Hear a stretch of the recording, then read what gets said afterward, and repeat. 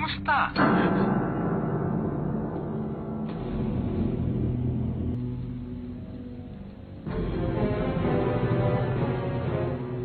Siso ka! Paano mo sila natakasan? Huwag mo na akong alalahanin. Nag-iiwan ako ng dami para hindi nila ako mahalata.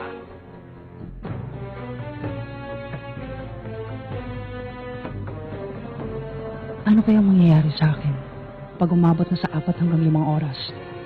Siguradong mawawala na ng bisa ang pinagamit ko. Kamusta na kaya siya? Iso ka? Ha?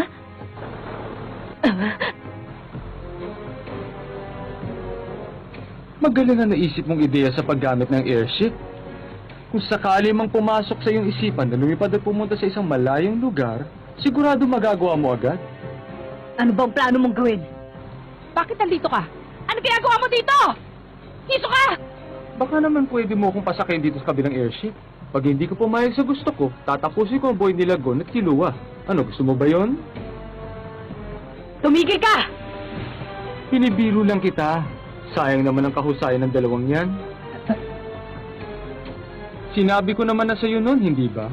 Wala akong ibang target sa grupong ito, kundi ang pinuno. Kapag pinakawalan mo siya, bababa na rin ako sa airship. Alam mo naman gusto kong makalaban ng pinuno. Pagbigyan mo na ako.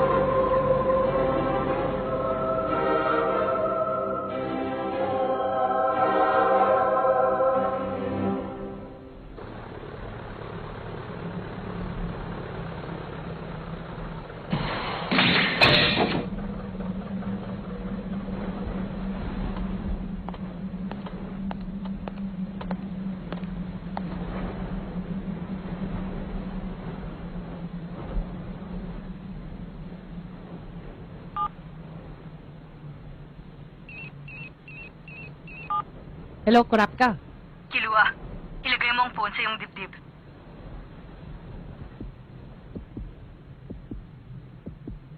Walang problema. Hindi nagbago ang tibok ng puso niya mula nung huling pagkikita namin. Wala silang ginawa sa kanya. Magaling! Sige, magpalitan na tayo! Tara!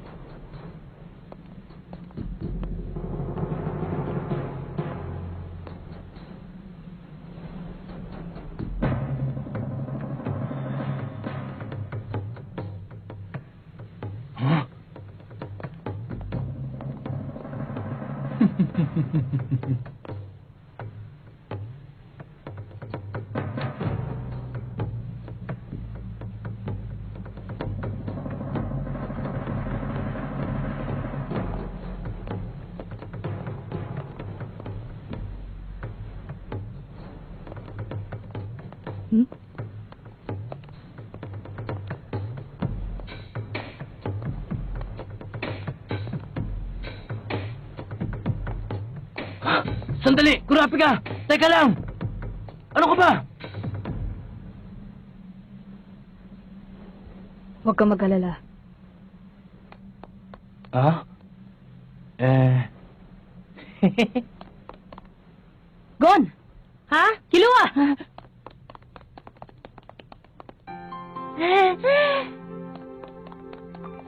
Gon, Kilua, ayos lang ba kayong dalawa? Oo! Walang problema! Nakaramdam lang kami ng konting takot kanina. Pero naglalaban-laban na rin yung mga miyembro ng Spider.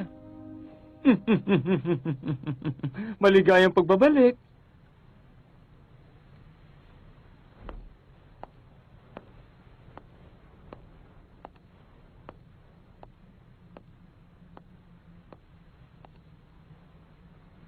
Kala ko hindi na tayo magkikita eh. Alam mo, namiss ko na kayo talaga. Yoyo na ba?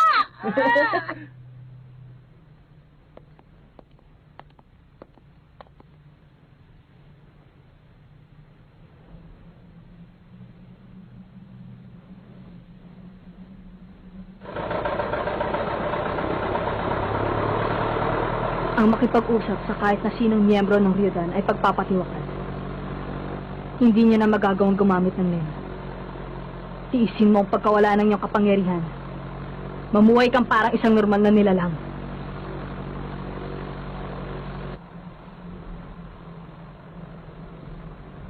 Hinihintay kong pagkakataong ito. Ang ating paghaharap. Simulan na natin ang laban! Ito ang dahilan kung ba't ako sumali. Hindi pala. Ito ang dahilan kung bakit ko sila pinapaniwala. Para makaharap kita.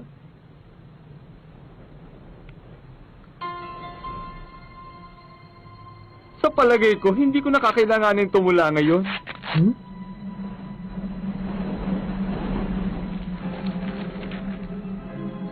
Hindi mo na masasabing ito'y pakikipaglaban sa pagitan ng miyembro. Kaya siguradong hindi ka na magdadalawang isip. Naintindihan ko na. Dahil hindi ka pala tunay na miyembro ng Ryodan, pwede na. Maaari na ako magsalita sa iyo ngayon.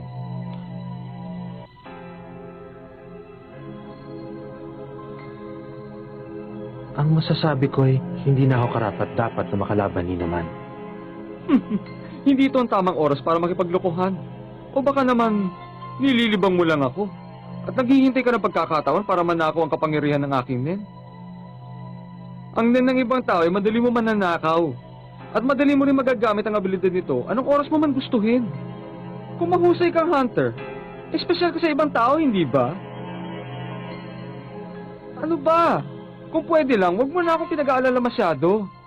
Sige na, simulan na natin. Hindi ako nakikipaglokohan sa iyo. Iyon talaga ang totoo. Ginamit niyang kapangyarihan ng kanyang kadena sa aking puso. Kaya kahit kailan, hindi ko na maaaring gamitin ang kapangyarihan ng aking nen.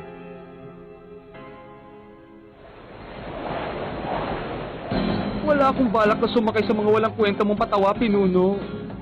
Dahil ang kapangyarihan mo ay perpekto at walang hanggan. Sa mundong ito ay hindi ka kayang tapatan ng kahit na sino pa man. Kaya ikaw, ang aking matagal na hinihintay na makalaban. Hindi ko na talaga mapigilan ang aking sarili.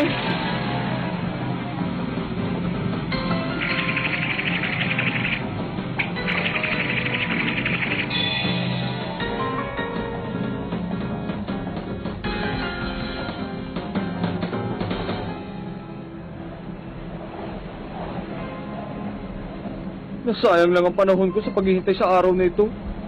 Wala kang kwenta.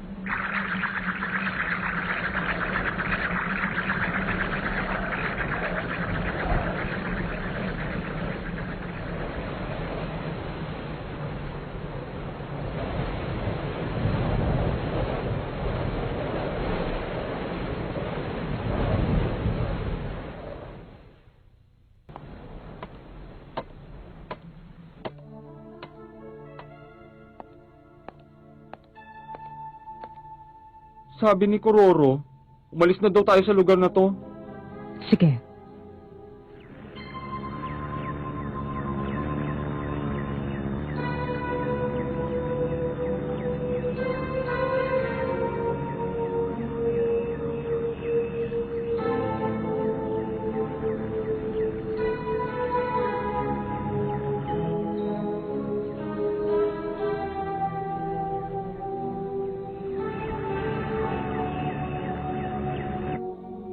Paano ka nakatakas sa kanila? Meron akong kaibigan na mahusay magbalat kayo. Huwag ka na mag-alala, Pakunoda. Mula sa araw na ito, wala na akong intensyon na tapusin ang buhay ni Kuroro. Dahil mag-aaksaya lang ako ng panahon sa isang walang silbing laruan. Maaari ka na ngayong umalis. Ano ba talaga nangyayari doon sa mga yun? Umalis si Hisoka nang walang laban. Sinabi niya kay Hisoka ang tungkol sa kadena. Dahil nalaman niyang hindi talaga ito miyembro ng Giniryodan. Kung iisipin mo ang punto ni Hisoka, hindi nakakagulat na mawala ang kanyang interes para labanan ng isang nilalang na wala ng kapangyarihan ng Nen. Ano? Hindi talaga siya miyembro ng Spider? Hindi. Isa lang ang gusto ni Hisoka kaya siya nagkunwari. Tapusin ang pinuno ng Spider. Kurapika ka! Gon, Killua, pasensya na akong nalagay ko sa panganib ang buhay niyo.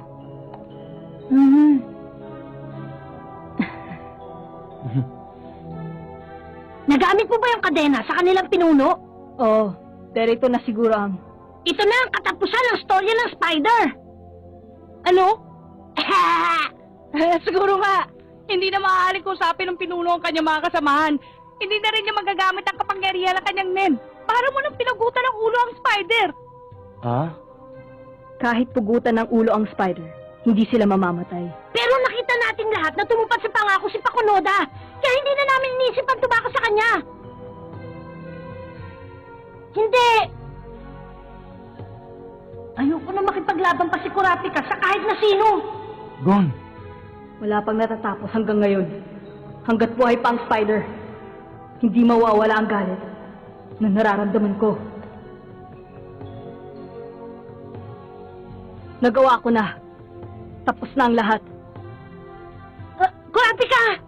Marami pa akong dapat gawin. Kurapika! Kurapika! Sandali na lang at babalik na ako. Oo, pinakawalan na nila ang ating pinuno.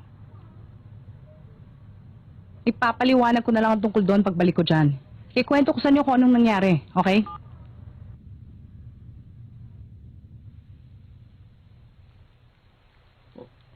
O paano? Alis na ako, ah.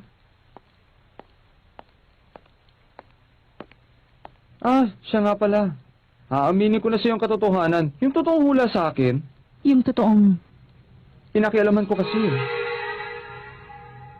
Pinakialaman ko ang hula para tumagal dito sa Yorkview City ang Spider at makalaban ng pinuno. Alam mo, Pakunoda, hindi talaga pumasok sa isip ko na mangyayari sa kanya ang ganito. At hindi lang yun. Sa totoong hula sa akin, ang araw daw ng paghaharap namin dalawa ay papatak sa araw ng Martes. At pag dumating ang oras na lisanin ko ang Spider, ang mga miyembro nito ay magiging kalahati na lamang. Habang tumatagal, para yatang paunti-unti nang nagbabago ang kapalaran. Paalam na.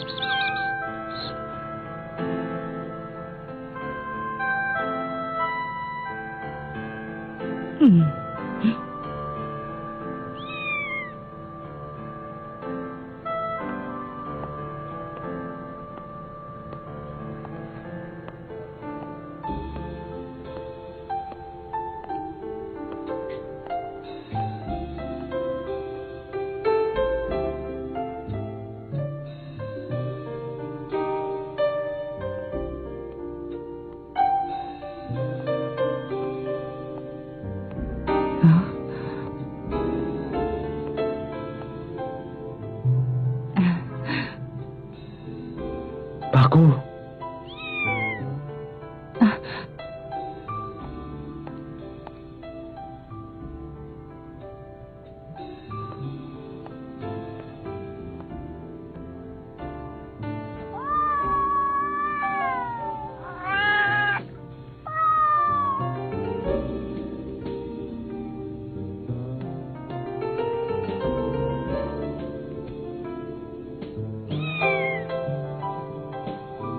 Meow. Sige, bumalik ka na sa iyong mga kasama.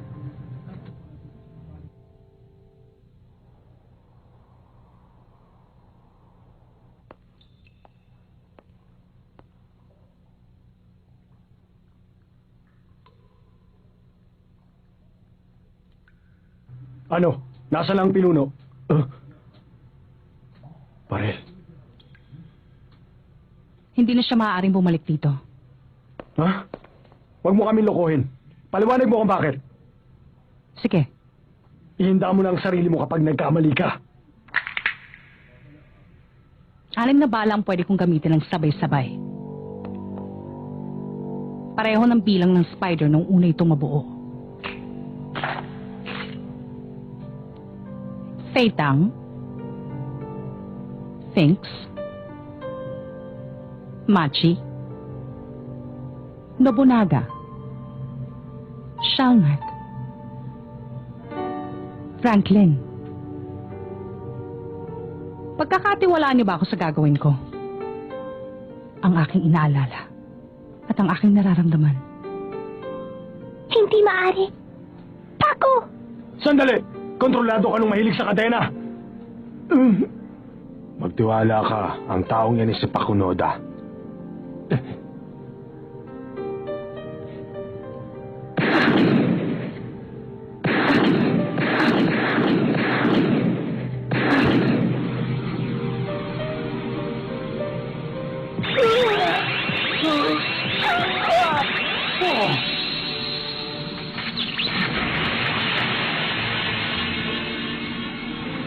Mamamatay si Kurapika pag inatake niya ang hindi miyembro ng Giniridan.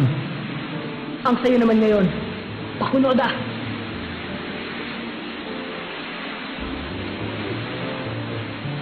Ang dapat iligtas ay hindi lang isa, kundi ang spider.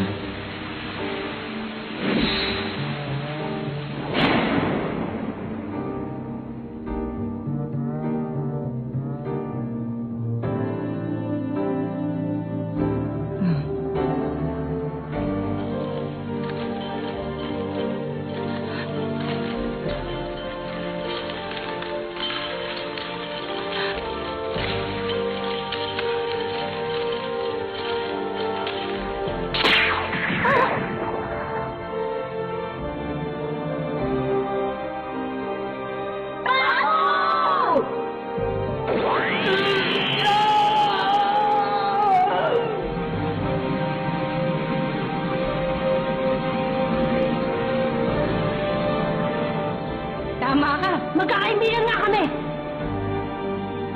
Tama ka, Pakunoda. Kaya kung pwede lang, ayokong tumapos siya ng buhay ng ibang tao. Kaya payag ako sa gusto mo kung talagang pumapayag ka sa kondisyon niya.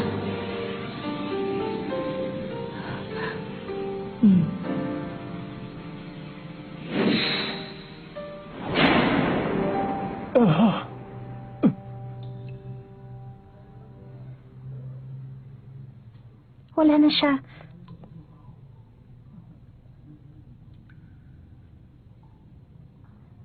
Ano nangyari? Sabihin niyo!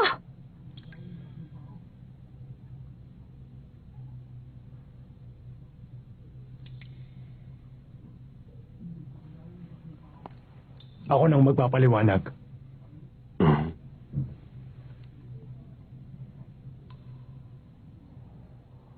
Malinaw na kayo ng lahat.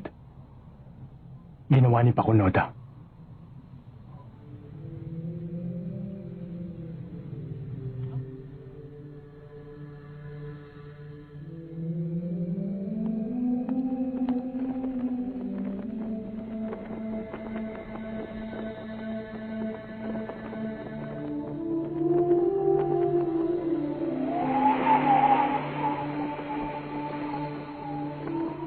Ang bulaklak ng chrysanthemum, pati ang kanyang mga dahon, ay unti-unti nang malalagas.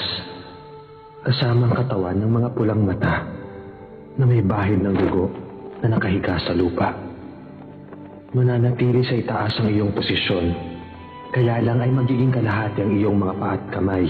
Maging masaya ka sa kung anong magaganap.